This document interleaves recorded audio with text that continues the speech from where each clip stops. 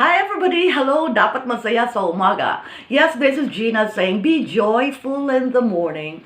And let's try it out here because it's more quiet. Although outside would be a very, very wonderful, place to do a video early in the morning. But the sound background, oh, so many dogs, so many sounds. But of course, we cannot control it. So let's try it out here, and maybe you can get the full message better. So a few more days before New Year, and everybody must be doing some cleaning in the house, decluttering of your life. Yes, you see. I put so many clips because today will be a busy day. But at 11 will be, I have a class by 11 and I have a kids class by 3:30 and I have a teens class by 5 p.m. this afternoon. And so, put up your hair, clip it away so you can be ready.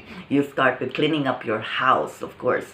Even your own bedroom, I'm sure you have a lot of clothes na you're not using anymore, no, marami nang hindi nagagamit, marami nang medyo hindi nakasya, o kaya marami na ring mga palpak na binili na tipong nagustuhan mo dahil nakita mo sa mannequin, tapos nung sinuot mo ay parang, oh, parang iba yata.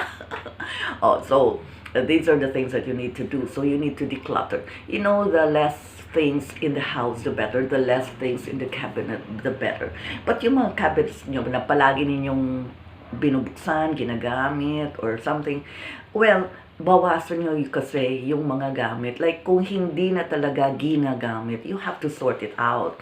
Kung pwedeng ibigay na, kung pwedeng let go na, kung pwedeng, you just turn it over to someone who may possibly be very happy to use it because kailangan niya, then do so. Then let go.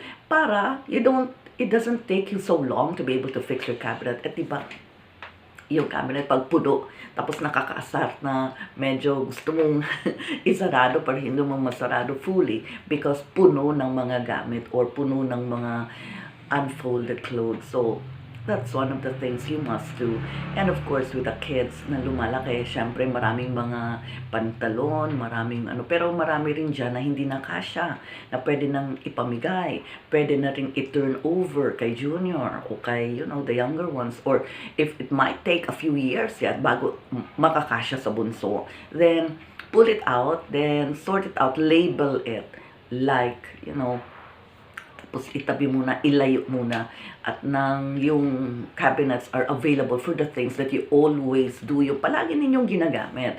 Yun. Then of course, you go into your kitchen or things like that, lalo na sa ref. Nako, yung ref na yan, which is so important because if you have a lot of spoiled food there, the bacteria is just within the ref. So dapat you do really a real cleaning out, like you take out all the things, tapos yung mga hindi na talaga pwedeng i-recycle. Alam nyo na how moms are, they're so good at recycling food, right? Pero kung hindi na at matagal na palang nandoon, then, you pull it out. Kailangan ng itapon na empty boxes or empty bottles. Sometimes nasa ref pa rin. So, you make sure you clean it all up. The more space naman, kung may space, yes, the better. Kasi the coldness will really, circulate around. So, that would be good. And then in the kitchen, of course, there are things na dapat talagang super general cleaning because that's where the food is, that's where the preparation for the food is. So you have to make sure everything is clean to the last basahan. Like sometimes, yung basahan basta na lang nandiyan palagi. It has never been sun-dried. It has never been brought out to the sun or hang properly. So, yan. Take note of that. So, ang dami-daming pwedeng linisin, ang daming pwedeng i-sort out kung magagamit pa ba or hindi. Sometimes naman may mga bahay na marami talaga mga buting-ting, marami talaga mga small items because gusto niyo yun. So, it's up to you. Yun lang. Check. the more things you have, the more little things you have, the more time you need to be able to clean up each one. Now, if you say na, ayan talaga yung gusto ko, favorite ko yan, gusto ko talaga yung mga maliliit na mga figurines, mga ganun, okay, fine. Basta schedule the time wherein you get to clean it up and do a general cleaning, yung like that. Kasi alam nyo naman yung dust, di ba yung alikabok, kahit saan nakakapasok. Oo, grabe. Kahit aircon na yung kwarto ninyo, nakakapasok talaga siya. So you really need time to be able to schedule a cleaning of that. Otherwise, you're inhaling all the dust. So you have to make sure you schedule it. So kung ikaw yung tipong tinatamad ka sa maglinis o ayaw mo na, na nakakain yung oras mo sa paglilinis lang or because you have better things to do, then decide. Then decide to lessen your number of things or lessen the number of possibilities na maglilinis ka or schedule mo na lang. Okay? So, yan yung mga tips natin so that you get to be able to welcome the new year with a better place, kahit naman anong lugar, malaki, maliit, basta malinis, maayos, organized. Bawat item should have a place of its own. Bawat item should have its own area. Tapos you always anticipate. For example, yung mga lababo, syempre, that's where your family will maybe wash their hands or what. So, nasa sa inyo yun. So, you make sure na may doormat siya sa baba para, hindi basta-basta, or that the hand towel is very near para no drip, like hindi tumutulo sa sahig kasi they can easily just grab the hand towel and wipe their hands. Yung mga ganun, i-anticipate niya yung bathroom. Syempre, isa pa, yung bathroom should always be very clean. Mukhang everyday you need to clean your bathroom, definitely. Kasi araw-araw may gumagamit. Now, it depends on the number of members you have in the family. Kung marami, ay nako, talagang dapat araw-araw yun. O kung dalawa lang kayo, maybe every other day. Ang sinasabi ko na medyo general cleaning, pwede yun. But you have to keep the bathroom all the time clean. Saan ba nag-uumpisa yung dubi? Pag may tulo at nababasa, syempre it's a bathroom. You might say, bathroom yan syempre. Yes, that's why. So make sure na everybody learns na after taking a shower, talagang nandyan talaga yung di ba, may mga bathroom mats or may mga floor mats. So, yung mga ganon. Or if you need to mop it kasi wala kayong shower curtain, baka lang, then ganon. Basta, in any way, whether kahit anong klaseng bathroom you have, you just make sure na you keep it dry after using. If everybody just learns how to wipe off or mop off, if in case, then walang basa. Every time you leave, dry. Every time you go in, it's dry. So, maganda. You get to maintain your bathrooms, right? So, yung mga ganon. One day, magsasample tayo. Ay! Housekeeping yan, no? Okay. So, another one is decluttering the people in your lives.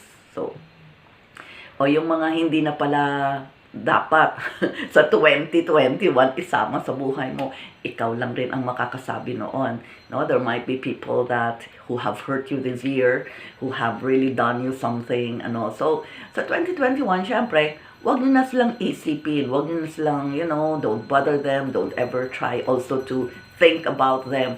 Para wala na yon. You just, even if sometimes may mga family members na toxic, minsan may ganon, yes, minsan may ganon, may mga like, sometimes tinatawag nilang black sheep. Sometimes tinatawag nila na parang, yung nagbibigay ng pressure or tension or problematic. O yun, yung mga gano'n na walang katapusang problema. Yun. At mabigat kausap, mabigat ka relasyon. So, even if it's a family member, you decide. Kayo pa rin yung magde-decide whether you keep a distance, yung hanggang dito ka lang, para you get to avoid, kasi sometimes there are family members wherein everything starts well with a very nice conversation, and then it ends up with just arguing, or it ends up with fighting, or, creating or raising up the issues that were like years before. So So, nasa sa inyo yon. Okay, so, plan to have a nice welcome for the new year. So, kung mga taong dapat mong patawarin, patawarin mo na. Minsan, nasa sa inyo rin, may iba naman na pagpatawarin mo, dapat tatawagan mo, dapat, depende kung ano yung klaseng relasyon you have. May iba naman in thought and in mind and in spirit, you really forgive the person. Pero you don't have to call. You don't have to communicate. Pwede rin ganun. But you feel better about it na ikaw yung inapi at hindi ikaw yung nang-api. Yung mga like that. So, if it makes you feel better, then that's good. Okay, so, there are also things that you need to plan out really. Like, really, really plan out. Kasi minsan, ang bilis lang pala ng panahon, di ba? Ang bilis-bilis lang pala. Sometimes you would wonder like, wow, nasaan ba ako when I was 35, when I was 40, when I was 45? Yung mga ganong tanong. So, kung ano man, kung saan ka man ngayon, plan a nice welcome for 2021. Plan it well. And marami yung pwede mong magawa. In other words, wag mong sasayangin yung oras mo, wag mong sasayangin na basta-basta na lang, at piliin mo how you spend your life. These days, there are so many options, and it's so easy just to be like spending most of your time in the social media, spending most of your time in the Facebook. Even pag-handle ng Facebook, pipiliin mo rin ano ba yung babasahin mo na makakatulong, ano ba yung sino ba yung ka-chat mo na magiging productive bang buhay mo or hindi. So many things like that. So you have to be wiser this year, this 2021. Oo nga, kahit ako dapat. Di ba, parang, oh no, but come to think about it, ang bilis lang, di ba? Parang, anyway, like, when it was like August, September, October, we were all wishing, sana 2021 na, kasi parang ang bigat ng 2020. Oh, eto na, a few more days before 2021. So, lahat yan dapat iaayos. But we'll have more series of this so that you go through the process. Kasi minsan, hindi lang kasi basta-basta na, ganito. Of course, it starts with an idea. It starts with your thoughts. But you have to go through like writing it down. Alam niyo kung bakit ganon? Although sometimes pwede kang sumagot na, alam ko na yon, o basta ganito. No, mas maganda yung may detailed process ka talaga kung paano magaganap yon at kung ano. Kasi madali lang tayo ma-distract. We can easily be distracted. Kaya nga di ba yung mga resolutions, sometimes it only happens but January, everybody's so hot about resolutions, about like, I want to do this, I want to lose weight, I'll be going exercise, I'll be jogging in the morning, I'll wake up early. Tapos, hanggang kailan lang yun? Alright? Oh, tapos pag February, dahil Valentine's Day, ayan na, the chocolates are there, the cakes are there, the sweets are there. And so, forget it. Ayaw, basta, I would love to eat this. So, okay. So, ayan, yung mga ganun. Tapos, by June, by July, hindi ko pala nagawa yung aking resolution. Di ba, next year na lang. So, next year na naman. So, you wait again for another year. Parang, wala rin nangyari sa 2021 mo kung gano'n. So, we will go through it. Yeah. So, even I myself, I would really have a resolution. Ang dami kong resolutions kaya dam. Ewan. So yun, so like in my case resolution, like I would really want to make sure that every day I have a video, every day I have something to share. Because sometimes they would be the ones to message me, Ma'am, nasaan ka na? Or Ma'am, gano'n naman, pa-inspire naman, parang gano'n. Sometimes, so parang nakaka-guilty minsan na there is so much to share. Yet sometimes I fall short of the time because I'm busy with this, I'm busy with that, right? But yung how just to organize everything, that it would be nice to be always in touch with everybody, to be able to share God's words, and to be able to say that God is so amazing, that God is there, that God is always behind you, that God is always, ang dami nun kaya parang, dapat, like, you would wonder, nga naman pala, no? Ever since, like, I've been hospitalized only when I had appendectomy. That was in college because I really, really wanted to be a softball player sa last year ko. So, but it all ended up every time nagpa-practice kami, it was lunchtime after lunch. So, medyo not good. Not good. So, I had appendectomy. It ended up, hindi talaga ako nakalaro for softball. Oh my goodness. Okay. So, after that, when I gave birth, yun na yun. And when I look back at it, parang, wow, no, God was so good. God is so good. God is really an angel. Angel na God pa. Di ba? Parang, I've never been to the hospital. Right? Di ba? I've never been to the hospital. I don't have high blood. I'm not diabetic. So, and parang, wow, there must be a purpose. Like, goodness sake. I should keep saying, praise God. Praise. I'm not a priest. I'm not a pastor. But just to prove that God is there and God is wonderful and God is always behind us and God has a plan. So God is amazing. O yung mga ganon, every day I should be able to say that on video just to inspire. Because I know someone who is viewing this may be crying, maybe like in tears, maybe like lost, maybe like wants to give up, maybe wants to go, as in go. Diba? So, if this could help one person, if this could enlighten someone, and if this could lighten up your day, why not? Diba? So, ako pa naman yung example ng, hi, just go step 1 and step 1. Balik na naman sa step 1. Panay step 1. But God is giving the chance. So, that, like in your case, I'm sure you also have your own life story. So, make sure that you don't lose the faith. Yes, God is there and God has a purpose. So but I'm just lucky enough that I turn out to be a person who has a lot of uh, fun moments. Kuwela. Diyos ko, nakakaloka minsan. You know how it is. So, I would just like to prove to you that God is wonderful.